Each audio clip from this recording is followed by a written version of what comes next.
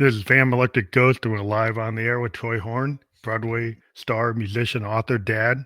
Welcome to the Fam Yeah. Electric Ghost podcast. How you doing today? Man, I'm doing great. I'm doing well. Yeah. Yeah. How about Well, yourself?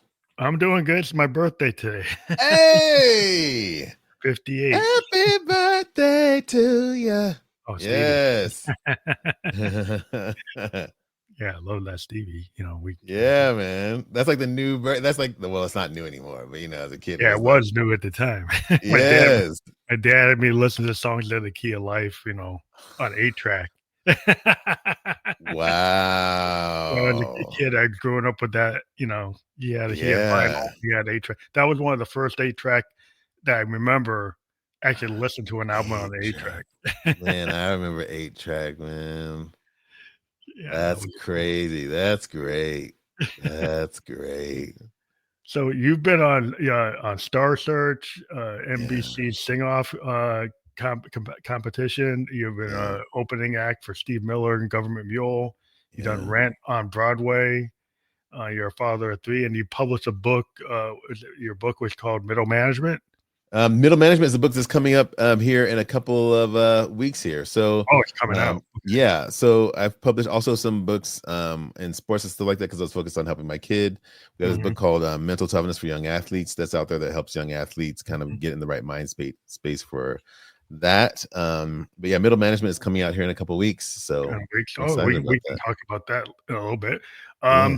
So, like, since you're a creative person, I always ask creative people, like, what made you feel that gave you the permission structure to entertain creativity and being a performer and doing those Mm, things? Because some people they want to do those things, but they don't right. actually do it. You Right. actually did. Right.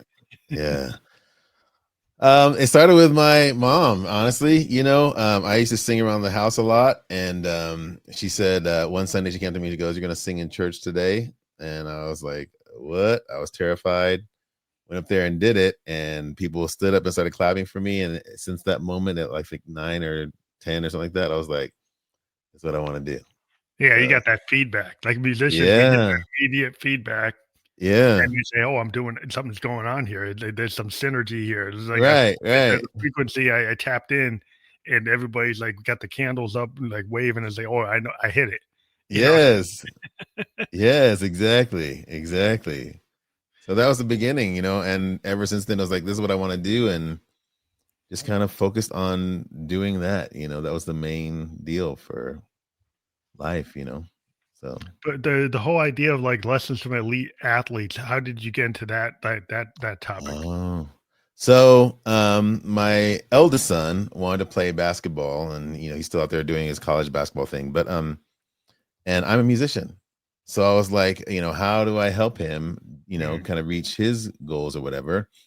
Honestly, I noticed that in youth sports there were a lot of people in the room who were kind of taking the joy from him specifically, not specifically him, but like kids mhm. in general. And I thought, how can I help him fortify himself, mentally during this whole youth sports thing? And we did some interviews on a podcast that we did together called Hoop Chalk Basketball Podcast. We interviewed Chauncey Billups, Kobe Bryant, like all these like top tier people, and asked them, how they worked on their mindset. And we collected all the stuff that we heard from them, and we wrote a book for kids because there were a lot of books out there for adults and adults talking to kids. So I worked with him and kind of made sure the messaging was something that kids could resonate with. Mhm. And it's been helping. I think it's helped like over almost like 300,000 athletes out there, which has been really cool. That's It's really been really important cool. because I think a lot of people, they focus on like one pillar. Like, do they Mm, focus on their athletic ability and their routine mm, of practice, but then they don't think about their spirit, their soul, their yeah. mindset. They're, maybe not even thinking about their nutrition in a correct way. They might like overdo it to focus on muscle Mm, and not think yeah. about like you need not just to think about the muscle, but Right. your mind too, and your rest of your body is like you need like balance. Yes. And Yes. some things get out of balance. You focus so much, like a musician will focus on practice and Right. to like the nth degree, and it's like, well, maybe I over practice, and when I go do the performance, now I kind of mess myself up. Yeah, there's something about that, emotional connection.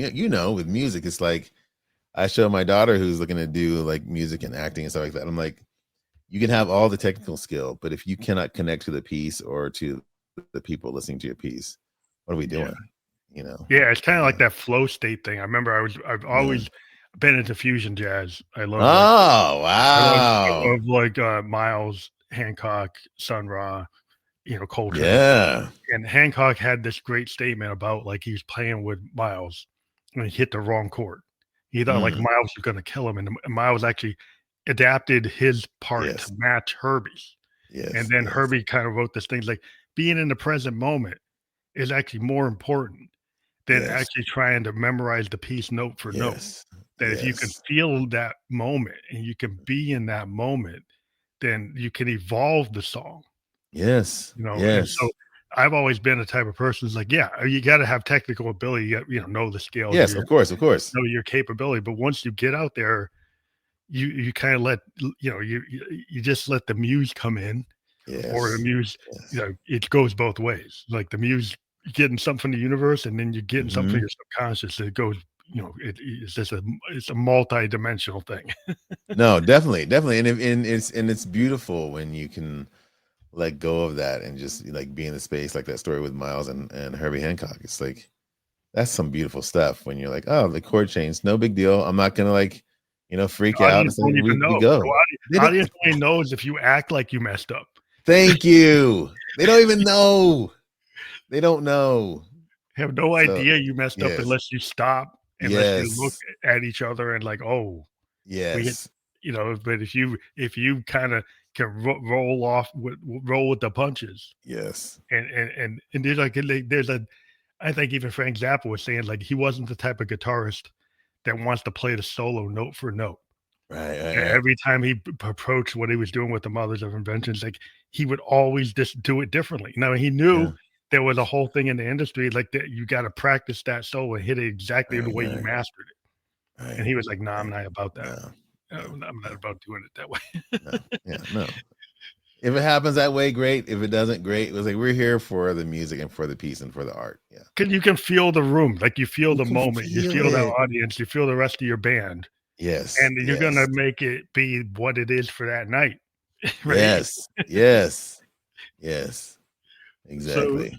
so when you try to stay motivated and creative, I know people sometimes they get, like, droughts in terms Mm. of creativity, or they don't get droughts. I've run into people that say, "Well, I get downloads all the time, I gotta shut it off." Wow. That's amazing. So what's the kinda your experience with, like, creativity in terms of, As like. I said, sometimes it flows and sometimes it knows. And for that, like when it's a no flow time for me, I'm not one of the blessed ones that get constant downloads forever. So I mean, good for them. But it's not in that space, I've learned that for me, that's a time to be quiet and honor that quiet. Mhm. It's that's a time to go sit down and do nothing. Maybe go sit outside and just watch the trees and the birds, or Yeah, yeah, go go in walk the woods, around. walk in the woods. I mean, something about, Walking up. like, Yeah. sometimes, like, if you're in a session and you done, like, take 101, maybe you Right. should have stopped at take 4 and gone for a walk. Yes. Yeah. Yeah. You know? Yeah. Exactly. Exactly. So yeah, I've learned to just, honor that, honor all of it, the flow and the, not flow. So yeah. So when you started, like, you talked about how you immediately got really good feedback when you were young, and you Hmm. knew that music and art, like, the performance was something you could do. So Right. Right. Right. you had a permission structure, you didn't have somebody you didn't want in a kind of situation where people around you said, "Well, that's foo-foo, that's not what you should do." So you had Mm, encouragement, and then how yeah. did you get to the next level to actually get to NBC and do Rent? How talk about that story? Yeah. So I think, what you're talking about is exactly right. It's like when you find that thing that you want to do, you get that initial burst of, oh, this is amazing. This is great. Like with my son who plays basketball. When he was first starting, the kid loved it so much. He was like dancing on the free throw line as guys were taking shots. It was like he was in his element. And then I think the universe says, or God, or whatever you believe in, says, okay, so what you want on the other side end of this goal is going to come to you, but there are some challenges I need to, that you need to go through to be able to connect and flow, or whatever it is that you want to do once you get to that space. So all that to say, after that initial wonderful moment, there were many years, throughout that time of ups, and many years of that's not possible, that's impractical, you can't do this, that's dream stuff, not realistic, all those things. And so I had to learn to navigate through those and understand the biggest thing that helped me through that, after I got through them as I got older, was realizing that those things are never about you. They're never about you. They're never about your ability. They're never about like anything that has to do with you. They're always about the person saying them to you, and they're looking to fortify their own story of why they didn't or don't feel like they can or whatever for their own dream. So if you, as what's his name, Don Ruiz Miguel and the Four Agreements, I believe, is the book. He says, don't take anything personally. And I think that's the thing. We have to understand most of the things, there's some, but most of the things that are being put towards you that make you feel either lower vibration or like, someone's, telling me that I can't do something that I want to do. It's not about you. So if you can receive it as this information has more to do with the person delivering it than it does with me, I think it helps a lot. So it's kind of like that hater feedback that you get, like, especially with the net. It's like the people put a lot of energy into saying they hated it. Right. Versus like the really good feedback, like a writer in a beta group. It's like really decent feedback. Or if you're like, I'm on SoundCloud and you get these other musicians will come in and they'll put low comments on your tracks, and they actually are useful comments. You'll say, hey, I really like what you did here, but maybe you could have done this. Exactly. But that's cool. Right. But just go and say, well, I hated it, or you're terrible. Like, okay, well, what does that do? Right. What does that mean? So that's you. Yes. Yeah. There's nothing there's no improvement. There's no adjustment I can do with, I just hated it. It's like, I like the ones where, like you said, it's like, that was great. Maybe, this is something you might be able to try or think about doing.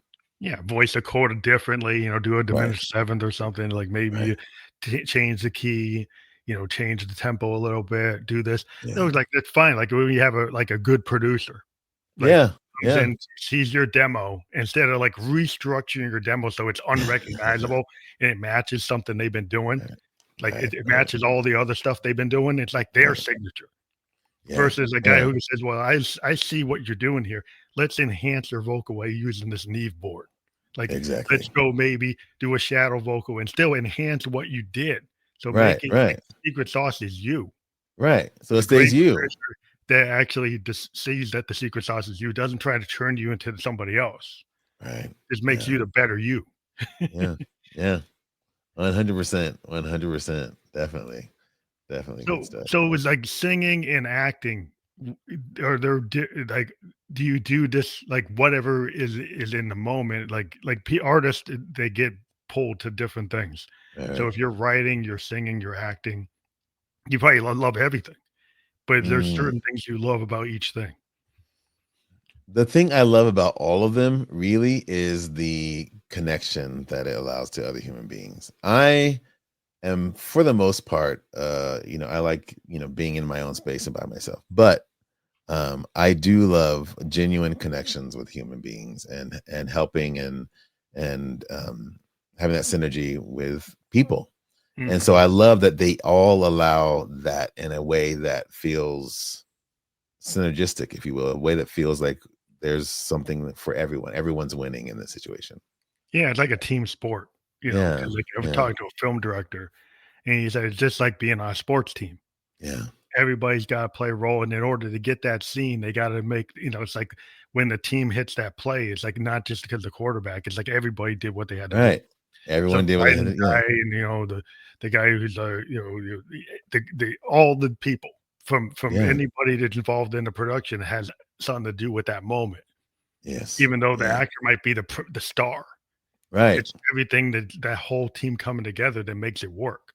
Yeah, we still need the sound guy. We still need the lighting person. We still need the AD to pull focus. We still need, Yeah. craft services to have some food so that they have, they're not hungry during like all those things. Yeah, And it's definitely. interesting thing you always mention, why I've always kind of pulled from creatives is creatives can be like in their own presence, like they can be alone, Mm, right? yeah, A lot of yeah, times yeah. creative people, in order to create, they have to have that safe space or that Yes. space where they create. Now, whether Hmm. they're doing it by themselves, like an author, Yeah. they pull from the world and then they have to sit and write. Yes. A Yes. poet pulls from the world, but then they got to sit and put that down. A Yes. lot of singer songwriters, they might be in the studio, but a lot of times they're in their head. They're Hmm. they're in their subconscious, right? Yeah. And Yeah.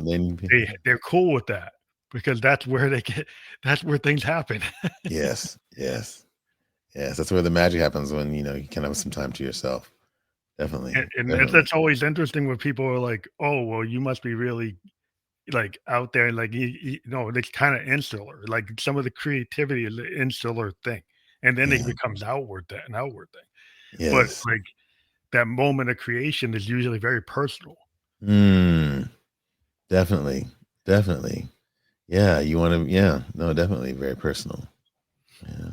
So I guess, like, the Star Search is like, maybe what's the timeline on the different things you've done? Maybe you can kinda go, like, did one thing build upon the other? Yeah, they were all moments of learning, throughout the thing. Cause like even with Star Search, it was, you know, a moment of where I saw the audition, I think on television and a commercial back in the um early 90s type of a deal, or maybe it was Mhm. late 80s or something like that, somewhere in there. And people are like, oh, well, it's just it's not real. You don't want to go down there, it's gonna waste your time, all this other stuff. And I'm always a person like, well, anytime someone says, nah, that's not realistic or that's not possible, I'm like, well, that's exactly what we got to do. Exactly where you should go. Right. So I went down there and I, did all the wrong audition things that people tell you not to do. I brought a pop prop. Remember those little brass like phones that we used to have that looked like the old fashioned timey ones? Yeah, yeah, Yes, with the handle and it like went down here. There's like a big old brass thing and the yeah. little rotary thing. Anyways, so I brought that down to my audition and I sang I Just Called to Say I Love You with a prop, which is something you're never ever supposed to do. But I did it anyways. As a high school kid, I'm singing there into the phone as my audition or whatever. Oh, so funny, man. And then after that, I do the show. And what was interesting about the show, I went there and I did it, and I learned that there are different elements to being a musician than just being a musician. And by that I mean I'll never forget going on the show before they announced our 3.25 stars, 4 stars, or whatever it was. One of the producers pulled me to the side and he said to me, "You're really good at what you do. No matter what happens out there, make sure that you keep going." Mhm. And I didn't understand what that meant at the time, but then later I understood that he was saying, um, we need to keep the other gentleman that we're going to give 3.5 or 3.75 or whatever on our show because he brings in views from a different market than you do. So, for instance, he was Oh, a English guy. He was from England, and so he was bringing in international eyes, and I would just be bringing in more American eyes. And they're like, so if we're going to keep someone, if we're close, we're going to keep him mhm. so that our viewership stays up. It was And like it's not, it's like talent is a business important, but decision. the business, right? It's a business decision, and that's because like that's what he was telling me in those moments. And so that was something I learned. It's like it's art, yes, but there is also a business part to the music business, and you need to be aware of that as well. Yeah, that's Um, the thing, because a lot of times, like if you're on the cutting edge, if you're doing something that's not, like, safe, mhm, and some yeah, people don't know how to deal with it, and you could be super talented, but the algorithm or the thing is, we want people like the Beatles. right, right, We right, want right, somebody like Mariah Carey, like, we right, want somebody like Luther, right? So if right, you're in that zone and you suddenly come out with something like, "Oh, it's totally different." right, Like, I'm channeling something from, like, the flapper age, right? right, Or I'm yeah, yeah, channeling something from this other thing, and, well, that's not this moment. right, And so right, sometimes, like, they'll make decisions, that like you're still really good, right? Right. So maybe it's a niche, maybe it's not the big thing, but it doesn't mean you should stop. Right. You know? No, and also sometimes it means that you're gonna have to build the momentum yourself. I always think of when you're saying that, this that kid, Tyler the Creator. It's like he spent years developing music that people said was not He said it was good, weird. It was and now different. now he's doing the Grammys and doing award shows And, because he and built the it thing about himself. him, he's doing like concept albums. He's Yes. doing songs longer than 2 minutes. He's Yes. doing stuff that's not consistent, right? Right. He's not using the same producer. He's not Right. using the same sample. He's not Right. using the same plugin. He's actually Yeah. playing on a Juno. He's Yeah. actually doing stuff and mixing stuff and and exactly what people say, "Oh, that's what you shouldn't do." Right, and it's like it's the people who always like Hendrix, like when he came in the studio, he was doing feedback, and the recording engineer said, "You can't put that on record," Right. and he Right. said, "No, you can't," Yes. and he And we're pushed going for it, to. and he Yes. pushed for it. There are a lot of people that in that moment when they tell you that's not proper, they would, "Okay, I won't do it," Right. and when the person that pushes it, you think about Yes. Dylan. Dylan's voice when he was at Columbia, people were like, "We can't put this guy on record. Right. Right. Right. He doesn't have the voice." We have Nat King Cole's, we have Right. Frank Right. Sinatra, Right. we have, Right. you know, well, who's this guy?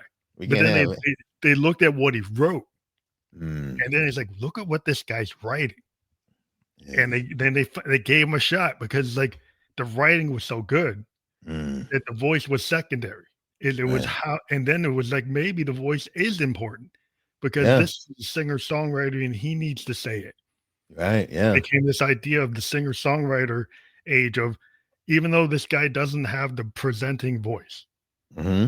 he's the one that needs to say it because he wrote Yeah. it, Yeah. Yeah. you know? Yeah. So that's a different kind of frame where, just, and it depends on what the frame is. It's like, Yeah.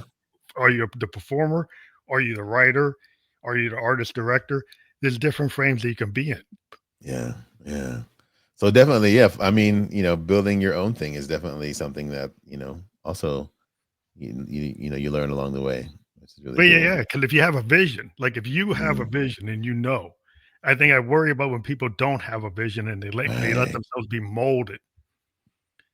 So they get kind of put into a machine, and the Yeah. machine molds you. You're young, you're an young artist, and you get put on in the machine, Yeah. and then the machine Yeah. kind of spits you out. Yes, because you created something that wasn't genuine to yourself.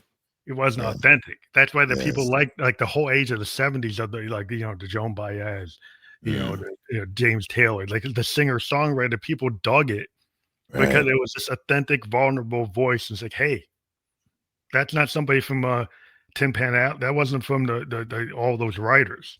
Right. Right. Right? Right. This is actually this guy's voice. Mhm. And Yeah. even to this day, the people expect artists to be like, "Well, did you write it?" Is that your song? Right, And then right, right. somebody, like, behind the scenes that actually gave you like, in the hip hop world, there's a lot of, like, things going on where, like, did they actually write that? Right. Did they Or write did this they or is it or did ghostwriter? Yeah. is it actually ghostwriters coming in and doing it? Because they Yeah. wanna present they wrote it, but they didn't. Yeah. Yeah. Yeah. It's interesting times, definitely. But I'm Definitely. interested in, like, Rent, in, like, on stage live Mm, acting. mm. Um, how is that as an actor? Like, when you have you done a lot of film or production work that's taped versus live work? Doing Rent specifically, I can speak to that experience. It was definitely, it felt like like you said, a team. If there was an energy on stage, there was a flow on stage between the actors and between the audience. That was just amazing every night. Every time you hopped on stage to do that show, it was like a whirl of energy just on the stage, just constantly moving. And, Mm, we were on the flow so much so that, one time, I remember just kind of coming to, I guess, if you will, and a part of the show that I didn't know how I got there. I was like, you're in the zone. yeah, I was like, we were just so in the zone and so used to doing the muscle memory. It's like, I'm here. I was like, I don't remember how I got here. It was kind of kind of That interesting. happens, like, but I always like, if you go back and watch a tape, like musicians are asked like, "Oh, you did this," or an actor did something, and then they ask them like, "What were you?" It's like, "Well, I was kind of in the zone." Yeah, yeah, It's like I like method actors are like they become the character, right? yeah, And then yeah, every night they kind of decide to do it differently based on whatever the situation is, and they say, "Well, why'd you do that?" It's like, "Well, that's what I am this person, yeah, and this is how this person's going to respond in this moment." yeah, And so it's a yeah. very authentic. I'm not just reading off the script. I actually I'm living it, right? Yeah, yeah. No, definitely. So that was Is that. there I mean, that was Rent. That was, I mean, yeah, it was an amazing opportunity of connectivity with the actors and with the audience. So yeah. so when you're in that kind of situation, is there a lot of that kind of like authentic flow state versus like what is actually in the script Oh versus yeah. like how you actually carry it off? Oh yeah, because sometimes people go up on lines where they don't remember their lines, and so then we interject something and get us back on together. It's like sometimes things just, I remember sitting on stage once, and because the Nederlander Theater was a little older back then. I think they've done some remodeling now, but we were sitting on stage doing the show, and pieces of the ceiling just fell down, onto the, Good the reaction. table. So it was like, oh, okay. So, you know, that's, there's always some kind of something that's going to happen. And so you stay in connectivity and flow because every night something new is going to happen, you know, that could That's pull you out. Yeah. so in terms of like that type of work, did you get pulled in any particular direction after you did Rent? In terms of where you went with your career. It's funny because I left stop doing the show because I wanted to spend more time with my family and kids and so and stuff like that. So after that, I really went into kind of helping other people learn how to do acting and singing as a profession, and because that allowed me more time to be home and look at the little ones and my wife and stuff like that. So 'Cause that's your role as a dad, so you had to make a decision, like, when you yeah, become, like, a father and you've got responsibilities, then you have to balance, like, your career right, right. and find a way, like, how can I still be in this creative space or doing this thing that I love to do Mhm. and still have my other hats on? Yeah, yeah, yeah. And so for me, it was like, and moving into kind of helping other people figure out that path with things that people told me were impossible. So So, that's like, kind a of the next step. mentor-teacher Yeah. role, which Yeah. is Yeah. you I always find that that's a really cool thing to be like, if you put a producer hat on or engineer hat on, Mhm. and you're working with people and you're kinda teaching they're taking the benefit of your lessons learned, Yes. And kind of mold the situation, this person at this time say, "Oh, I see this in this person. I Mhm. see what I'd done. Maybe this Mhm. applies." It's kinda like not one size doesn't fit all, right? Yeah. And I get to see some of my older professors, when I'm looking at some of the youngsters and saying, I need for you to work a little harder because I know I know what it looks, I know where you're trying to go, and I know what you want to do. And your hunger and work ethic needs a little adjustment to get to where you want to go. So that's also, a fun part of talking to your younger self in a sense. Mm. Do you find people today, because of attention span, and maybe not doing, like just an example in terms of, like, the reading, Mm, people today in terms of, do they actually retain what they read, right? Do they understand what they read? yeah. Have they had enough experience, actually engaging in things to not just do something very superficially? And Mm, you're looking for people to, like, maybe you should pull a little more depth and it's not that it's a young person's game or an old right. person's game in terms of, like, what experience you have, Hmm. 'cause sometimes a young person can have Yeah. a lot of depth that Yeah. I mean, doesn't look at they like, Michael how could they Jackson have back in the days. Yeah. yeah, how could they have that? How could they have lived that? Yeah. 'Cause it's kinda counterintuitive to, like, "Oh, you have to live that." Like Derek Kerouac on the road, and some people actually, like, seem like maybe they had another lifetime and they actually did live it. Yeah. Yeah. Yeah. Definitely, definitely. I mean, with kids, I think the thing is they have a lot of knowledge, they have a lot of information.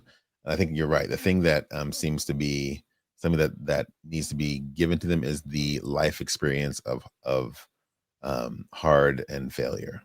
Mm, That I mean, those things, they are such just like life shapers, yeah. and you need them. Yeah. You need to lose, you need to fail, you need to dig Go yourself upward. out of a hole, right? Yeah. Like in IT, I'm an IT guy, right? So we always Mhm. have this idea of failing upward, Yeah. and we have a lot of ideas of like iterative development. Like we'll do something that's like, you know, we did 100 versions of this code, and the version 100 is the one that really worked, Yeah. right? Yeah. 99 versions kept on failing, right? Yeah. And then it's like not that those 99 are all failures. Right. We look at it as those are steps on the rung that got to the success. But you Exactly. have to actually do the work Yeah. to get to that. So that means you actually had to do the rigor. You had to put your 10,000 hours in. Yeah. Yeah. You had to actually make mistakes Yeah. and Yeah. learn from those mistakes. And if you didn't make the mistake, you can't just go from 0 to 100 and expect it to No. be there. It's iterative, you know? Yeah. Yeah. No, definitely. You have to have the mistakes. You have to feel upward and learn from those mistakes. Definitely. So I Yeah. like the idea of happy accidents. You know? Yeah, Yeah. like I'm a big purveyor of the happy accident. It kind of, a lot of people in music have talked about it. Like Neil Young used to talk about it. And it's this kind of idea that you could have this idea for your composition. You could have put the bars down. Mhm. Then suddenly you come in and somebody like a drummer hits something a little differently than what you expect. And then suddenly like the whole thing, like light bulb comes off. It's like, no, Yes. this Let's do should have been that. go like that. Yeah. Right. Yeah. And so you could have had it all composed. It's like, but that's not what's actually gonna work. Right. Yeah. Yeah. Accident, it's like a painter that put the brush strokes down, and it's like maybe it's not what they intended, but then they go with it. Oh, this is the way I should go. Yeah. Yeah. Definitely. Definitely. Definitely. And what do Mhm. you think, like with the digital age? I've always kind of argued this is like the undo button, like Mm. causes some problems to me with that process because if typically in the creative process, you never had this thing like an undo. You could hit the eraser, but you Right. could take the page and throw it out. Right. But you could always go back in the trash and uncrumple it. Yeah. If you have these undo things, then you lose some of that experience. I think we as a human beings, we constantly evolve through similar stages where it's like we increase the ability of what we can do as far as being edited. And then, I mean, we go far enough back, with storytelling, you couldn't record it. So you had to sit there and listen to the storyteller tell a story. And then we got, writing where there was actually, you could write it down and, there were editings to the story that way. And, with music, we had, you could only record it a certain way. And then we got the disco era with tape and you could cut and splice tape and, edit. And then we had synthesizers, all that to say, I think we're in a stage where, we're going to learn how to use those tools to get back to, um, the ground of creativity, which is just pressing play and playing the music or creating the art, Mhm. using those tools to kind of maybe finesse any parts that might want to fix that just aren't necessarily adding to the piece. But I Yeah. think we're going to go back to, human stuff. We always do. Yeah, it's kinda Always like do. this AI age. It's like, do you have an AI representation of a human or do you use a human? Right. You Right. know, do you go and take a clone of somebody's voice and use that instead of Right. hiring them as a voice actor? So it Right. starts getting into like for efficiency and for monetary efficiency, Mhm. do you pull the human element out of art Right. so that you can do things, or do you use that as a tool? Like if I'm a synthesis, right? And I have some AI tool that says hey, I can go and use a Neve board that I don't have. Right. Or Right. I could actually use that tool to say grab a bass line from Thriller and Mm. pull it into this composition and then use that Yeah. rather than Yeah. me actually writing that Mm. myself after Right. listening. Like, you could go and listen to Thriller and then go on your bass and then play your version of that bass line, which I feel is actually gonna be not exactly what it was, Right. because you're playing it manually, and it's gonna have some characteristics that I think are important. when Hmm. you just grab it as is, unless you go and manipulate it with the tools you're talking about, Right. it's kind of like, what did you gain from that? Right, right. You know, And the I listener will be listening for, human connection, I believe. In all art. It's like we're gonna go through a phase where everyone's gonna be like, well, AI is just as good and AI is this and this. We always do. And then yeah, eventually we are like, okay, I need to actually look and see or hear or feel human connection. yeah. Because if you have like AI representation of a human being, Right. and you have this AI actor, like an automated AI representation of an actor Right. rather than an actor, Right. and it Yeah. could get really good. Oh, it can be amazing. But the question is, like, I think somebody might say, what about like Orson Welles and Citizen Kane and doing it manually? Right. Right. There's Eventually gonna you're gonna be want to see. people that like maybe doing it manually. There's a benefit to that, and there's a Yeah. benefit to this, and like which Yes. not that you one replaces the other, but you Right. have all of them at the same time.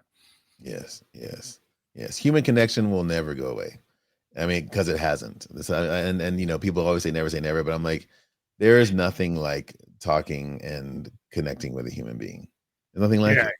yeah. I had Yeah. some tech bro telling me like AI is going to replace all musicians, and we won't need to have musicians. I'm like, well, I understand why you said that Hmm. Hmm. because you make money from that. Right, right. Of course. Thank you. You're gonna sell that because it's gonna work for you. And it will work for you for a minute of time.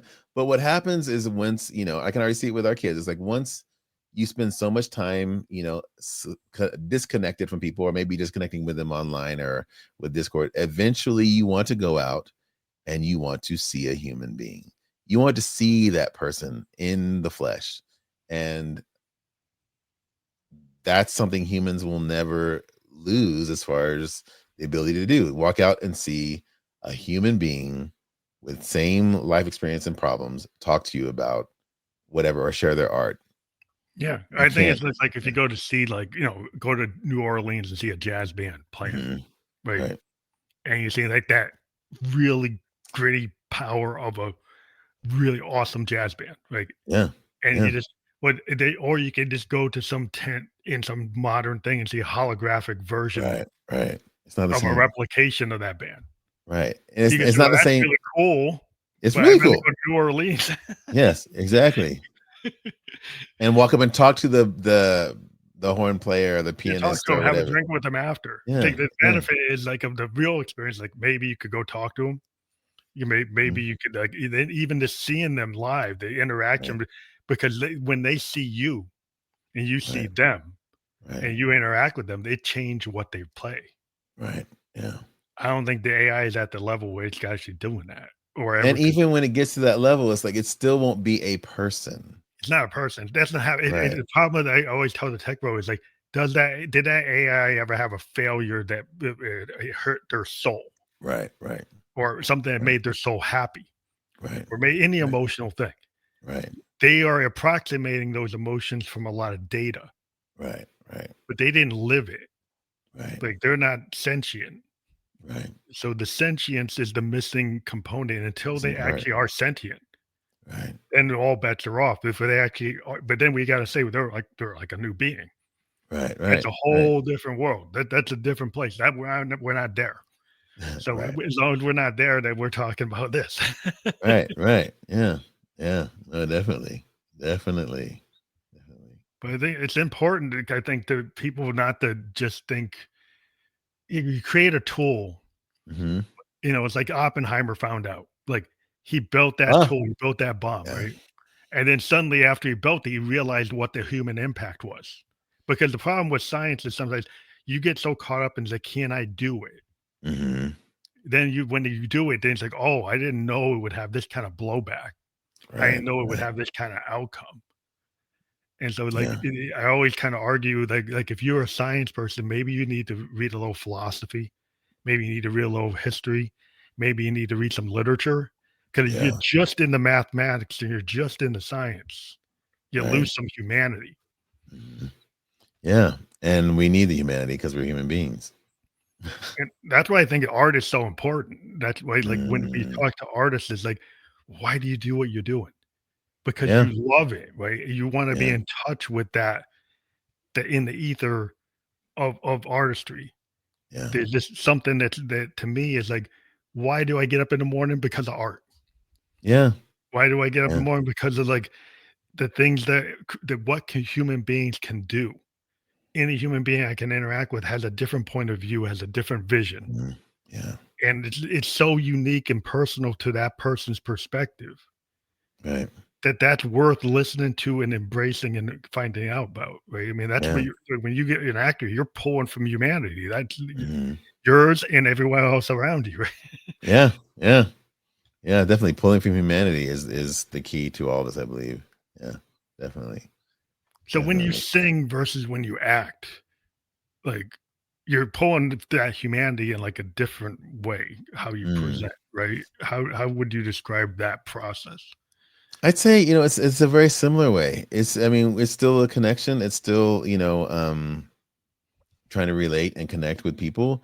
I think all art, and even sports can be an art. It's like you're in a flow state and a connection with human beings. It's like it's a different tool set, it's a different medium, but it's still the same deal. And I think sometimes we think that because it's, I don't know, football or basketball or music or acting or whatever, that somehow this is some kind of new way we have to approach it. And what I've seen in my life is that it's all human connection. When Mhm. you're playing, I actually talked to a young person yesterday because they were like, how do I find a peace or calmness when I go to play in front of coaches, because I'm going to do this I guess showcase in front of some college coaches and I'm nervous. I Oh, said, here's something that helped me. As I got older, I realized that those coaches that you're like thinking are like these huge people looking to judge you are basically you 10 years from now. One, two, they are just as nervous as you are because they have to find a good recruit to be on their team. If they don't find a good recruit and they lose or don't have a good season, that's their job. yeah. So Mhm. they need you to be good at what you do. You're like worried, like, am I gonna? I said, play for them. Play for that coach that you see right there that's sitting there going, "Oh my gosh, I haven't found the recruit I need." And if I go back to the head coach or to the university or whatever, and I don't have anyone, I might have to tell my kid that we got to move and I got to find a new job. Mm.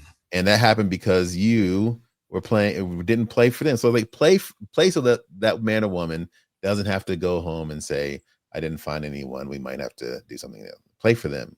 Remove it from yourself. And I said also play for the team. Play for these kids out here that are, looking to reach something. Help other people is the key to, I think, all of this stuff. Is my Yeah, it's kind of that opinion. mindset. Cause like, if you start doubting yourself, that's where like you get the trepidation. Like Mhm. if you get out there, it's like you know what you know, Right. right? You know, like you got your 10,000 hours, you know how to do it. Mhm. So you shouldn't doubt that you can do it. Right. What you should do is just like embrace the moment. Right. Don't think about all the things in the future that might go wrong. Mm. I think that's where people get down in Yeah. the trap. Like you gave me even like a business meeting. You get Mm. somebody that's scared if they bring up something, they're gonna look bad. Right. They're not gonna look smart. They're embarrassing themselves in front of the boss. Instead of Mhm. saying like, let's have an open exchange. There's no bad question. There's no Right. bad answer. Like we're here to work things out. If people Right. like if I'm in a room with a bunch of engineers and nobody wants to talk, like how are we gonna build anything? Right. And then how are we gonna help the people? It's like I think, even in saying that, I've learned that fear and doubt, and I struggle with it all the time. So I'm not like some kind of oracle that has, doesn't do this stuff. But every time I have fear and doubt, it's because I'm focusing on myself. I'm focusing on how it's going to affect, what I think it's going to do to me as opposed to how it's going to influence or help someone else. When it's for someone else, like for instance, when I wrote the book for to help my son, I wasn't afraid. I was like, this is going to help him. Yeah, you got a This is for him. This is like I don't want him to suffer. And it ended up helping lots of other, young athletes the same way. But it was like doubt usually means it's just something to think about, that you're focusing on yourself and not on helping the other people. So if you yeah, can turn because that like, people focus get like so scared to even put something out. because it's like a comparison trap. Right. Like the first time you're an author is like what right do I have to be an author? Right. So you're like so Right. you're like you're so scared like like am I actually going to be able to put something like a thought together that string all these thoughts together Mhm. and make a narrative that makes somebody want to stay in the book. Right. And I like to say, like, to the answer to that question is, what right do you have to have gone through something and worked it out and not share it with someone else who may be going through the same thing?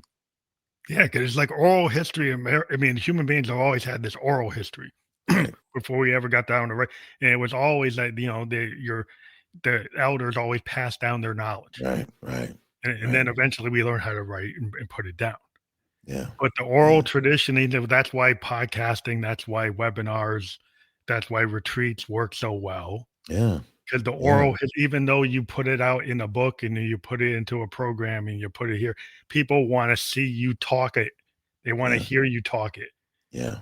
Because we really learn. That's why do we have college?